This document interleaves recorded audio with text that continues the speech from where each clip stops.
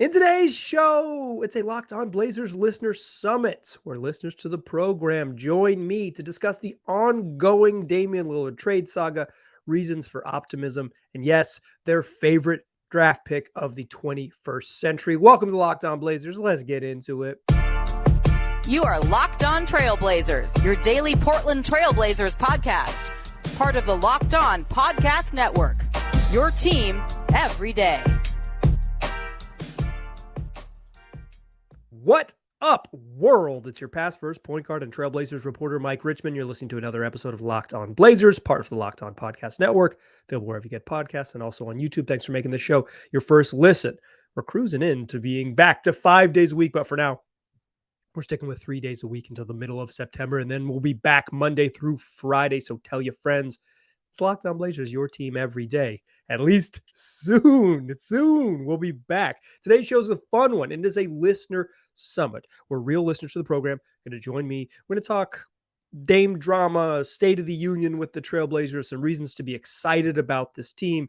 And then we'll have folks share their favorite draft pick of the 21st century, the prompt that I gave them when asking for folks to ask to be on the program. Here's how it works. If you want to be in a future episode of the Listener Summits, and we'll do these throughout the year, the way to do it is just to listen to the program. I'm not going to put it out on social media. You are rewarded for being a regular and hopefully daily, every day listener. I will put out I will solicit folks to come on the show and I'll say, hey, we're going to do a listener summit. That's how I did on the last show I recorded. Email me lockedonblazerspod@gmail.com. Probably use a little prompt again, because I think it's a fun way to get involved. And then from there, I'll pick out some listeners, come on the show. Three people will join us.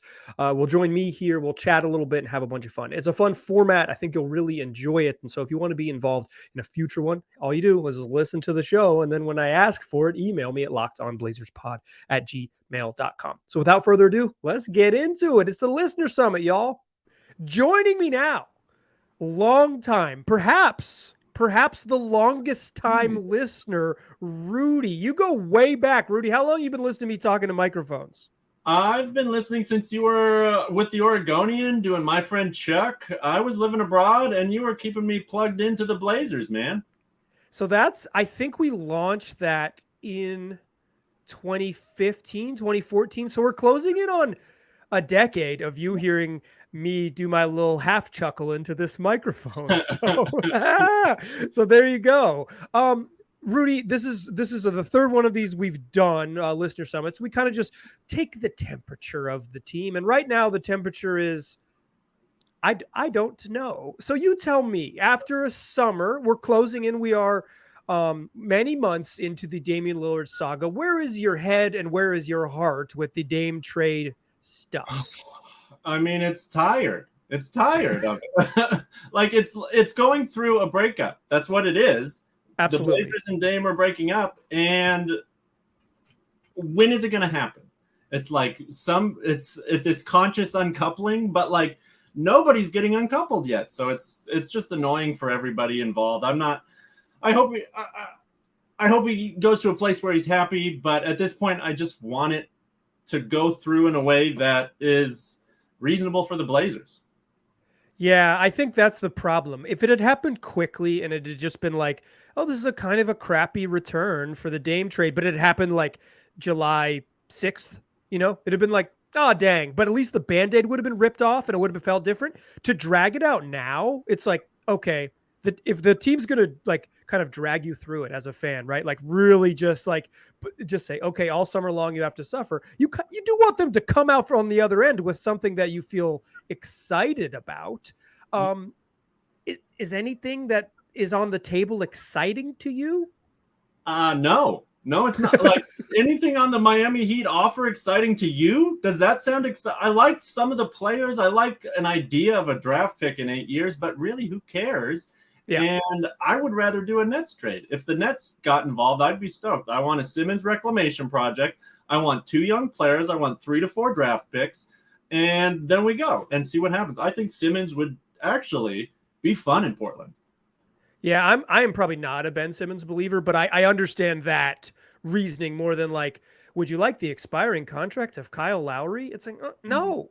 No, what's that exciting for? I'm a big Kyle Lowry fan, Yeah. but for like this era of the Blazers, what is our boy Kalo going to even do? So you mentioned that you're okay with him like going for Dame with him as if he's like in the other room. We can mention him. He's not going to hear this. I'm pretty sure. Not being damed. Yeah, I can't. If Dame, if you are listening to a Blazers podcast in early September, get some hobbies. But like, buddy, just kidding. He has hobbies. I've seen him. He's all over the internet. His hobby is showing me his life on Instagram Live. You want him like? How do you balance wanting Dame to be happy when it seems like he's only happy with one thing, with wanting a fair trade? Like, how does head and heart balance those two ideas? I mean, you want him to go to a place. I like Dame. You know, he's been my guy for a decade, right? He's been the guy on the Blazers. You love him. He's gone through so many amazing moments with this team. I've gotten so much joy from that guy that I'm like stoked he was part of the squad. You know what I mean? And whatever happens next, I wish him the best. But you can't screw yourself. You know, you can't. You gotta do what's best for yourself. The Blazers have to do what's best for themselves ultimately. So, is anybody else even getting in the picture? It doesn't seem like it. That's the question, right? Like, if another team gets in the picture, the Blazers should pursue it as aggressively as possible. If they don't, and it ends up like trading Dame to Miami for a package we've been talking about since May, on December 17th, it's going to feel bad. So I hope, however this happens, the Blazers end up on top. It's hard to trade a really good player of Dame's age and salary slot and feel like we won, but you got to feel like we didn't lose. It's got to feel like the Blazers need to come away and say, wow, we didn't get got. We feel comfortable. Let's talk about some good stuff. What is exciting to you about this team? If it's not the Damian Lillard saga, what's exciting you right now? I mean, who's not excited about Scoot and Shaden, right? Yeah. The Scoot and Shaden future backcourt is a friggin' blast. Like, looking at those two guys, I haven't seen a backcourt like that in Portland since I can't remember when. Like, two athletic, exciting, young players at the same time, like, who look like they're ready to contribute soonish, and it will be fun to go through the rebuild. Like, I'm excited to start anew. You know, I want a fresh slate. I want to see what these young guys can do. I don't hate the team. I love Matisse Thybulle on the team. Like, he was a breath of fresh air. I think Ant, Scoot, and Shaden, dude, that 3-guard rotation could be a lot of fun. Could be a lot of fun. The team's not going to be winning a ton of games, but they'll give you some heat. They'll give you some challenges for sure. And in some ways, it'll be easier to root for without the pressure of, okay, if we don't win the championship, Dame's going to leave, and then blah blah blah blah. It's like you'll just be able to say, this team's not very good right now, but I can see that they're building to be something special in the future, and I have fun rooting for two dudes who can't legally drink yet. And old man Anthony Simons, the third most seasoned player on the roster at the ripe old age of 24. He's the third most experience of any player on the roster right now, which is a lot to take in. I mean, Dame is on the roster still, so fourth, but like, assuming that happens, he would be the third, the third most experienced player after Jeremy Grant and Yusuf Nurkic. That is really time indeed flies as you've been on this. So I agree. That's like, it's an easy thing to be excited about, which is part of why you want the Dame drama to be done, because it's right. It's like the exit is right there. Let us get off this highway, get onto the other one, because that one looks fun. We can drive really fast. There's no one on that road. That's the service road next to competitive teams. It's gonna be bumpy, but I'm fine with that. Exactly. I got all-wheel drive. I have a Subaru. I'm not going fast, but I'm sturdy. True Oregonian. I know I'm a faker, but I am a true Oregonian at this point, 15 years later. So to kind of prep this, or to bait people, I guess is maybe the right word, to get into the listener summit. I asked listeners, if you were listening to the most recent podcast I recorded, I said, send me your favorite 21st century Blazers draft pick, your favorite draft pick of the 2000s, and why you want to be on the show. And Rudy is someone who I've known through sort of listener base for a cajillion years, but that's a really good one. Rudy, who's your favorite Blazers draft pick of the 21st century? I looked up the draft picks in the 21st century, and I wasn't stoked. Like, it wasn't awesome. It wasn't like this murderer's row of players, and so some of it is because Brandon Roy and LaMarcus Aldridge were draft night trades, so on lists they don't show up as draft picks. To me, that is not a distinction I hold, but I know some people do hold that. So technically, not draft picks. So who is your favorite? I went with Ha Sung-jin, the only Korean-born player to ever be drafted and play in the NBA. And I went with him for sentimental reasons because that's where I was living when I started listening to you some 10 years ago. So I was in old South Korea. Actually, a South Korean student gave me this hat. No joke. Nice. And so, yeah, I lived there for many years, and it's near and dear to my heart. So it's nice to see the Blazers representing South Korea a little bit. A lot of people picked more kind of down the, right down the middle type of Shane Sharp. Damian Lillard is the obvious pick, which he is their best draft pick of the 21st century. Duh. That's probably objectively the right answer. But Ha is he's kind of before my time here. I didn't move here until the fall of 2006. I moved here with Brandon Roy. Me and him moved together. We drove in the same truck. That's nice. So he's kind of before my time in that dark era of the Blazers that I just wasn't. They were bad, and I lived on the other side of the country, right? So I kind of missed him, but I know him as real Blazer fans are hey, if you remember the Ha years, you were in the mud with Ruben Boomshay and Ha and Victor Kriapa and Sergei Monia and a whole squad of folks that I know, but I don't have a deep appreciation for it. So when you shared that, I was like, okay, Rudy, you got to get on here and talk about it. Yes. I didn't even go with the Rudy. I didn't even go with the Rudy Fernandez. I know.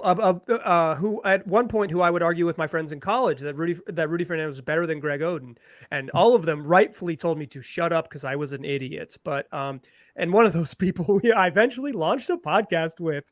So it all ties together. Rudy, thank you so much for joining the program. It was a whole bunch of fun. Thanks for having me, Mike. I really appreciate it. Today's episode is brought to you by FanDuel. It's a great time to get involved with FanDuel because the NFL season is upon us. And right now, new customers can bet $5 and get $200 in bonus bets guaranteed. Plus, all customers who bet $5 will get $100 off NFL Sunday Ticket from YouTube and YouTube TV. Now is the best time to join FanDuel. The app is easy to use. You can bet on everything from spreads to player props. You can live bet in game. You can make futures bets on whatever you're looking for. If you want to bet on teams to win the Super Bowl down the line, it's all going to be available. So visit FanDuel.com/lockedon and kick off the NFL season with an offer you won't want to miss. That's FanDuel, an official partner of the NFL. All right, let's keep it rolling here with more of our listener summit and hear from JD. Joining me now, another Locked On Blazers listener, JD. JD, how you doing? I'm doing good, Mike. Thanks for having me, man. Yeah, thanks for coming on. So, what we kind of do in these listener summits, I think it's my fourth or fifth one that I've done. It's kind of like the State of the Union type of ordeal. It's a little weird in the off season because the Union is we're just kind of chilling. It's September in the NBA, we're chilling. But after a couple months of the sort of Damian Lillard trade saga, where are you at? Are you ready to be done? Do you want it to drag on forever and them to magically keep Dame on the roster? Where are you? Yeah. Never let this end, man. We want turmoil for as long as we can have it. No, it's funny. I think initially when it all kind of started, it was okay, well, we thought maybe this was coming, even though it felt like a surprise, right? I mean, with a lot of the stuff that Cronin said, it felt like there was going to be like they were going to be all in this year. And so it didn't feel maybe like this was coming the way it did at other times. And so, even just last night, I was talking with actually my two oldest sons, and we were talking about Dame and being, the fact that he's one behind Kobe for being second all time on the 60-point scoring list, and just thinking man, we have watched one of the greats of all time in a Blazer jersey for our hometown team, and just kind of lamenting the fact that, like, wow, it might be over, and we never really accomplished much as a franchise during that time. And so I think there's some part that, because it didn't feel like it was coming, that feels a little bit like, if it got into the season and we got a couple more games to just watch Dame put on the Blazer jersey and do it once more, it wouldn't bother me. You talk about hanging on to your joy, and watching Dame be a Blazer brings us joy. And so I wouldn't mind it. But it feels like it's over. I mean, I guess, the dream scenario is the season starts and things go south in Philly and Embiid says, I want to go play with Dame. And then you throw everything in and do what we thought maybe was coming at some point. But outside of something bizarre happening like that, it's going to be time to move on. And I guess that stinks, but that's pro sports. So yeah, it's, if these things usually never end well, right. Because then they would keep going, right? It would be Steph Curry in Golden State, right? It's like, hey, we've just been good for a decade, and we'll keep being an all-time, but it's like, even, and Embiid is a pretty good example of this, right? It's like, he's been incredible. He's won a friggin' MVP. He's had all these things. They haven't had a ton of team success, and it feels like it could happen. The Giannis Antetokounmpo thing, where he's talking in New York Times about, like, if they're not all in, then I might not be all in either. That feels even after winning a title. I mean, winning a championship, and he wants more. He wants, so it's like, it's not unique to the Blazers, but it felt like Dame was unique. It felt like this was a special relationship. And so I kind of wonder, talking about with your kids, like, are they okay with it? Like, what's their sort of emotional connection with that? Yeah. It's funny to be able to relate to them. I think I was maybe 14 or so when Drexler left. Okay. Right. And so it's kind of a similar thing. Not exactly a 1-to-1, but there's some similarities there. And I remember feeling like, both the kind of heartache of this guy that I've watched, that I loved, that I wanted to be here forever and thought we might win a title with, in both cases, to the life of a Blazer fan, man. It's been a tough road. I'm in some ways, I feel badly that I've passed my fandom on. Like, exactly. But this is being a Blazer fan. So and so I think they kind of feel the same way. I mean, they are sad. They love him. So my youngest is 10, went to his first Blazer game, just the two of us. He'd been to a few, but the two of us this year. Dame scored 60 that night. We bought him a jersey. And that's really special. Yeah. Yeah. Hold on to your joy. I love that. Yeah. But then 6 months later, Dame might be gone. And he's like, why? I just got, the jersey. I just got the jersey. Yeah. Teach your kids about laundry. Sadness. I think there's mixed, but there's also, like, excitement. Young players are fun, and they're, people like Shaden and Scoot are exciting. And so the kids are, I think, excited too. So. Okay, so for those of you watching on YouTube, you can see that JD has a Damian Lillard, a bad shot photograph in his background, as well as a Shaden Sharp poster. Yep. So are you pretty excited about Sharp and Scoot and the next era of this, or have you kind of not moved on yet? Yeah, I think so. I mean, I mentioned it just a minute ago. Like, if something crazy happened and somebody came available and it cost you Scoot or Shaden plus Ant and Nurk to go get somebody and picks, like, I still think I would do it. I mean, you're packing their bags. Right? The best way to be good is to have great players. And if you can 100%. Put a great player with Dame, you're going to be really good. And so, but that said, I mean, assuming that doesn't happen, I think hope is fun. Hope is exciting. And Shaden has tools to be really good, and Scoot has tools to be really good. And if they turn into Jason Kidd or John Wall plus Maple Jordan, like, that would be great. That usually doesn't happen. Right. We've seen, you obviously have a better chance of hitting that with a top draft pick, and they're both top draft picks. And so, it feels like there's the chance that they hit, but, to be a top 75 player of all time is a rarity. So while I'm sad again about the era ending, I think the hope is there, and they both look like they've got tools to be stars, maybe super duper stars. I don't know. We'll see. Yeah. It's like what the line that's the most sort of challenging thing, right? Is that I think the line between all-star and true superstar is it's pretty wide. It's a pretty Yeah. wide chasm. Yep. Like, it's pretty clear you need one of the 3 to 5 best players in the league on your team to win a championship, right? Feels like it. Yep. There's with two-way guys, there's 500 contracts in the league, 510, maybe 540 now with the other two-way spot. I haven't done the math, Yeah. but I think it's 450 plus 90. So yeah, 540. Right. Like, you're talking the best 500 basketball players in the world, give or take the other hundreds that are in Europe. But like, you need the top 1% of the top 1%. It's such a small outcome, and you can have an incredibly successful career, right, and be a multi-time all-star and be really good and be absolutely worth the 3rd pick in the draft and not be one of the 5 best players in the league at any point. Like, it's just so hard. It's like a Dame is maybe a good example of this. Dame is going to be a first ballot Hall of Famer. And I don't think at any point in his career, he was one of the like surefire top 5 best players in the league. No, he was close. He pushed up maybe a against top 5 scorer, but yeah, and certainly one of the best players at his position. I think a couple years, particularly one of the years that Steph Curry got hurt, he was the best player at his position. I think you could argue maybe even last year he was the best point guard in the league. But it's just hard. That chasm between rooting. I was thinking about that we're talking about these young guards and what they might be, right? And a couple of years ago, LaMelo Ball gets drafted and absolutely looks like he was a good pick at his spot. Could be absolutely worth that pick.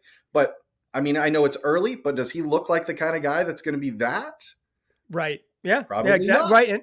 And he's already made an all-star game before his 22nd birthday, right? Like he's it's just, that's why the hope is fun. And I'm glad you mentioned the hope, because it's fun to be hopeful.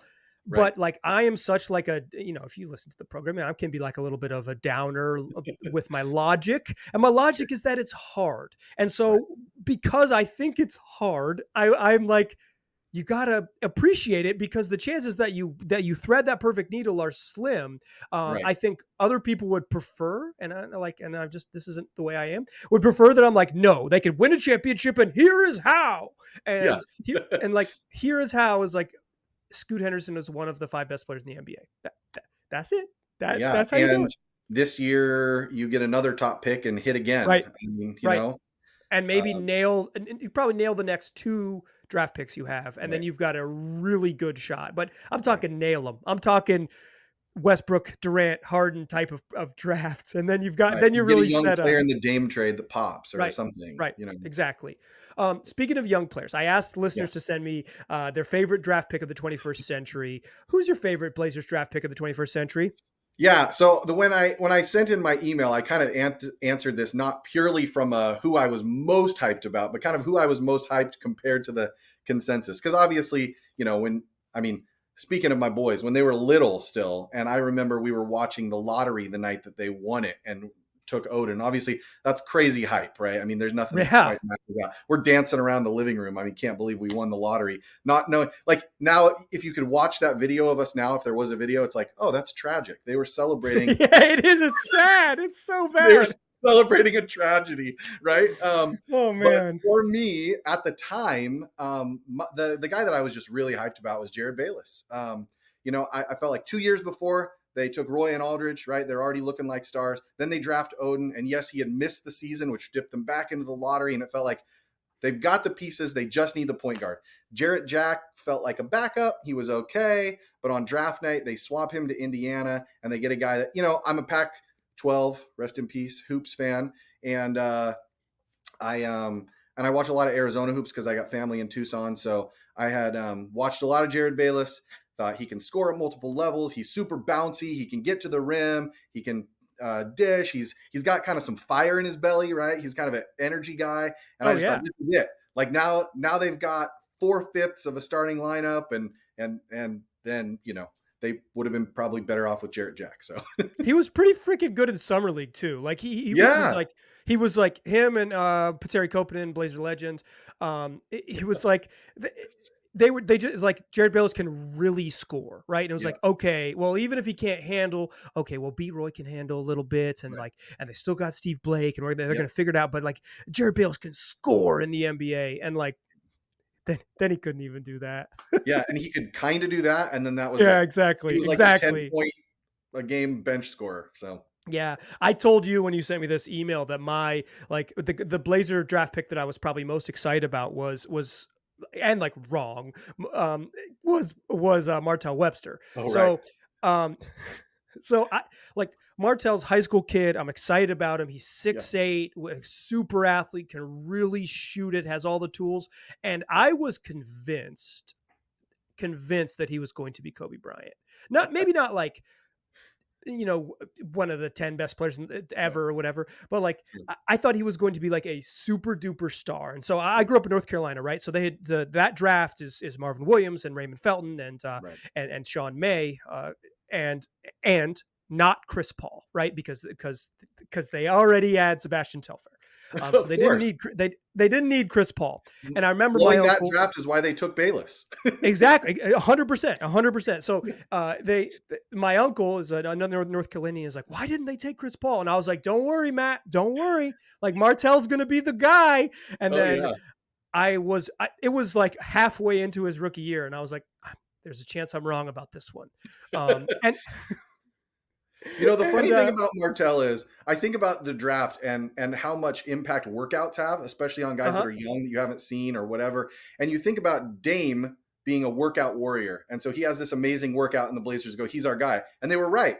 But Martell has this amazing workout and they go, he's our guy. And they were wrong. What I've heard, speaking of workout warriors, is that Brandon Miller was nuts in his workout. Like, maybe didn't miss a shot.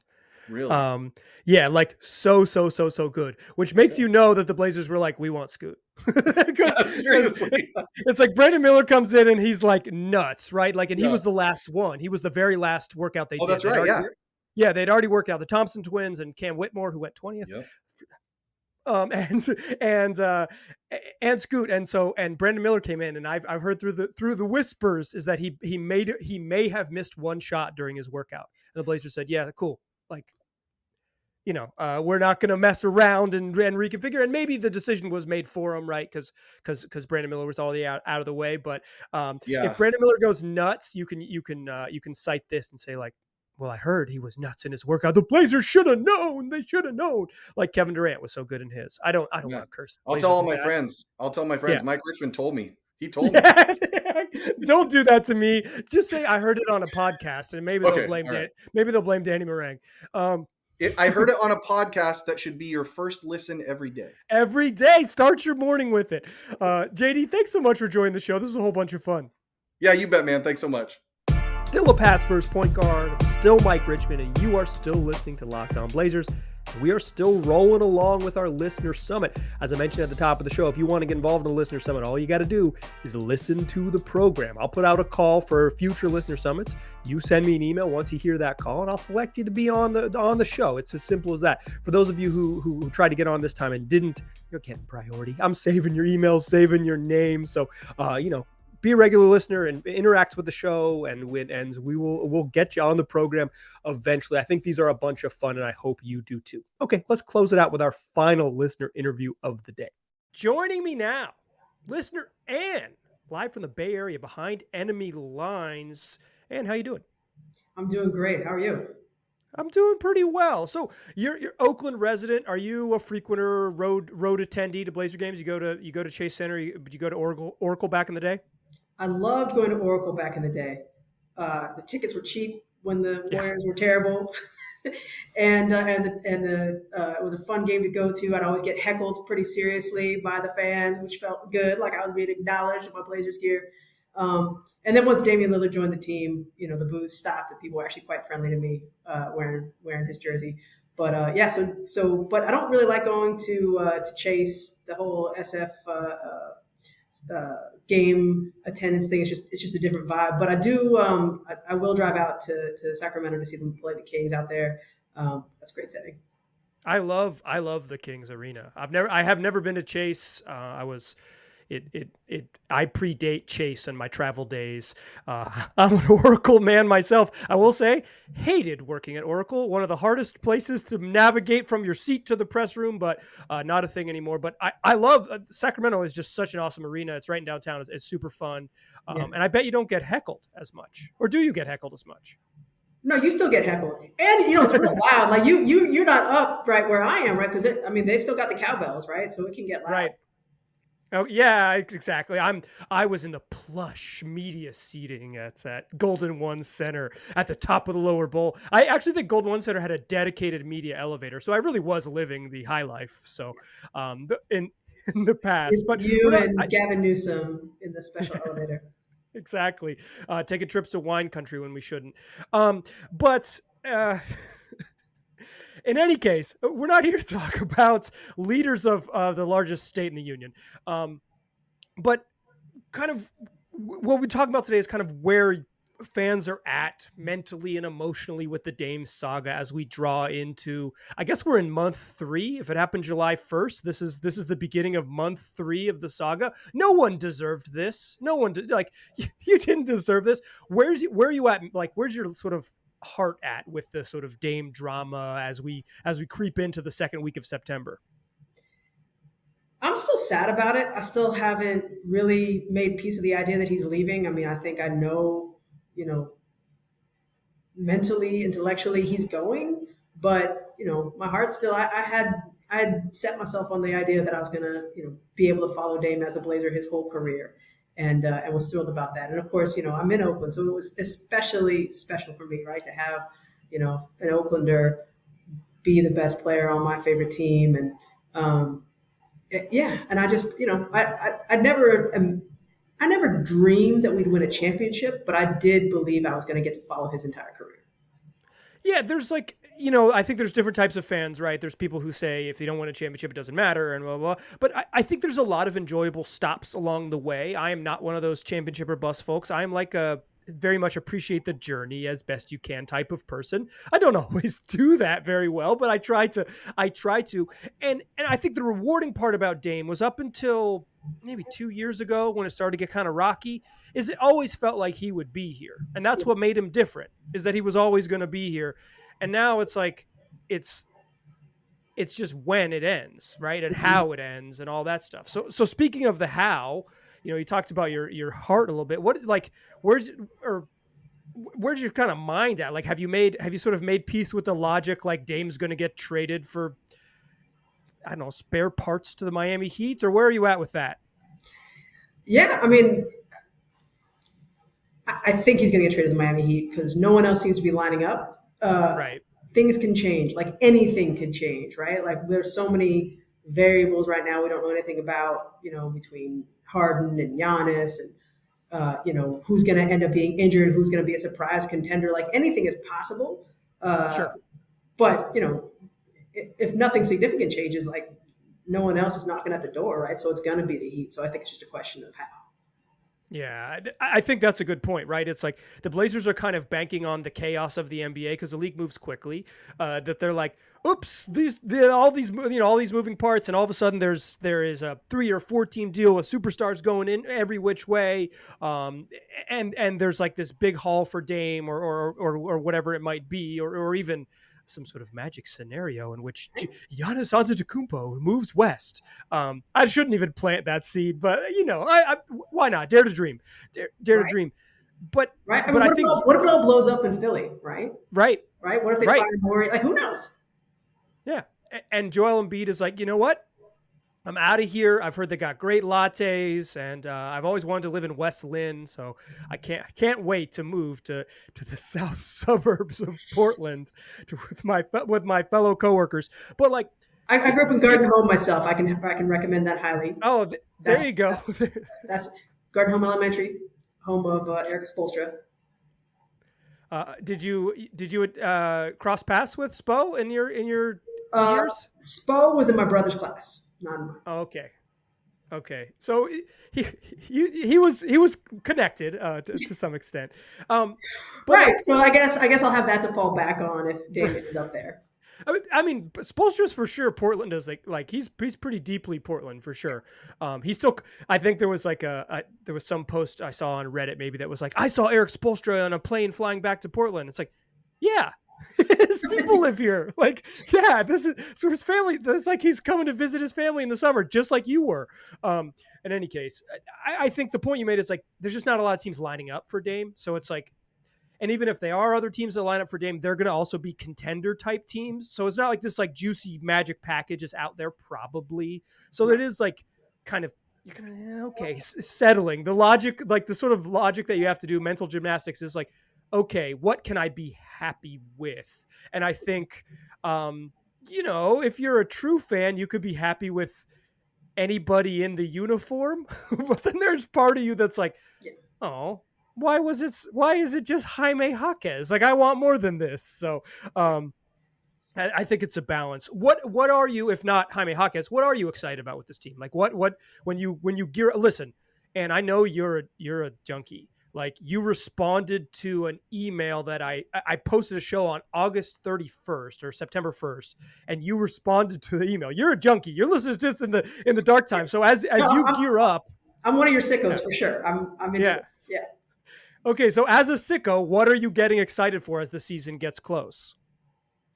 Well, I think Scoot's the obvious one. Excited to see what happens with him. Excited for Shaden, right? To see, if he takes a sophomore leap. A little bit, excited to see if Nasir Little gets some playing time, stays healthy this year. But I think the one I'm most curious about is is this the year that Ant becomes a guy? Yeah. He's going to get all the shots he wants. He's got, a full bag, right? And he's going to get a chance to use it all. So I am curious with those minutes, is he going to become, a top 15 scorer?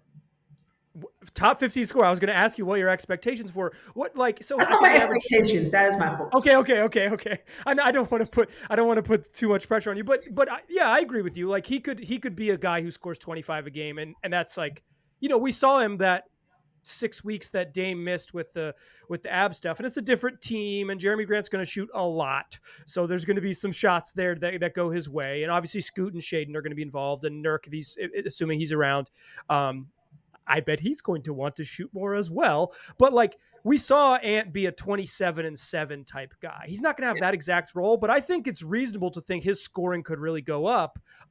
What excites you about that? Because I think in some ways Ant is the forgotten guy on this roster.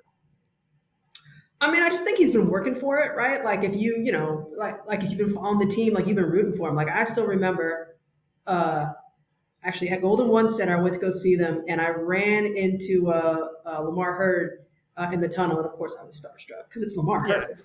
And I was like, oh, Lamar Hurd, and Ant walks by, and he goes, he's going to be really good. And he wasn't playing at all at the time, right? And I was like, there's something people are seeing, right? And I'd kind of, heard people, in interviews, players saying, oh, he's going to be really good.